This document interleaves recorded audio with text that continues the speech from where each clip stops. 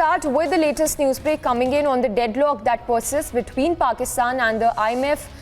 This as the two sides have failed to reach any negotiation so far to unlock a $1.1 billion loan tranche after 10 days of tough talks. So there have been a series of talks between IMF and Pakistan which has failed to yield any results so far.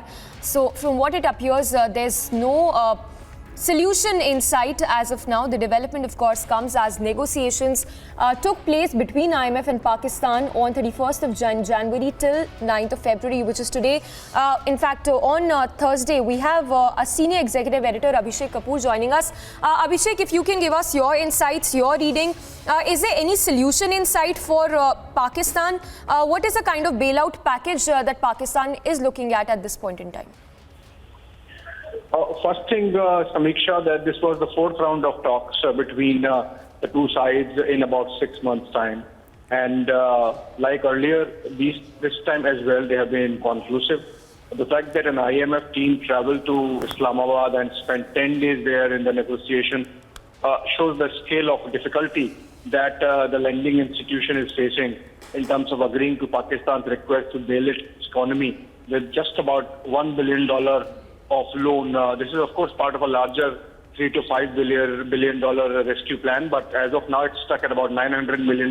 Even that, the IMF is finding it difficult. The conditions that they have put, the Pakistani state is finding those not easy or palatable to implement, given the electoral consequences and the possibility of Pakistan heading into an election cycle next year. And I think that is the reason why there's difficulty, but a double whammy of sorts yesterday, because the State Bank of Pakistan reported that for the first time in the last 8 years, their kitty or forex reserves has dipped below $3 billion. That is the State Bank of Pakistan. Of course, overall kitty also dipped below $8 billion.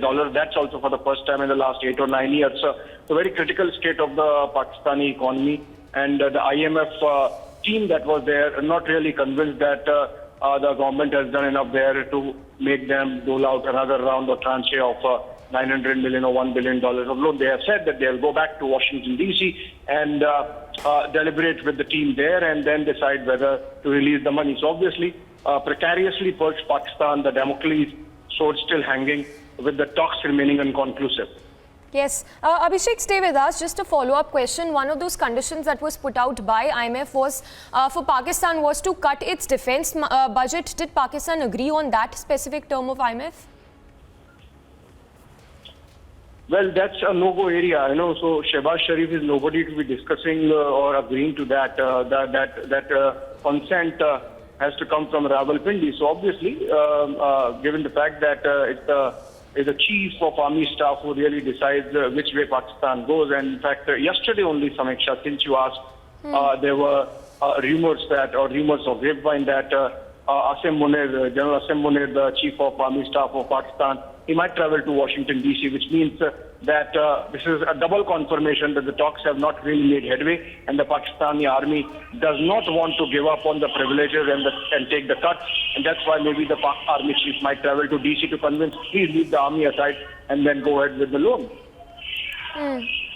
Well, absolutely. Thank you for sharing with us all those details. So the latest, of course, coming in that the deadlock persists between Pakistan and IMF. This, of course, as Pakistan looks for a bailout package as it grapples with the economic crisis it has been battling for several months now.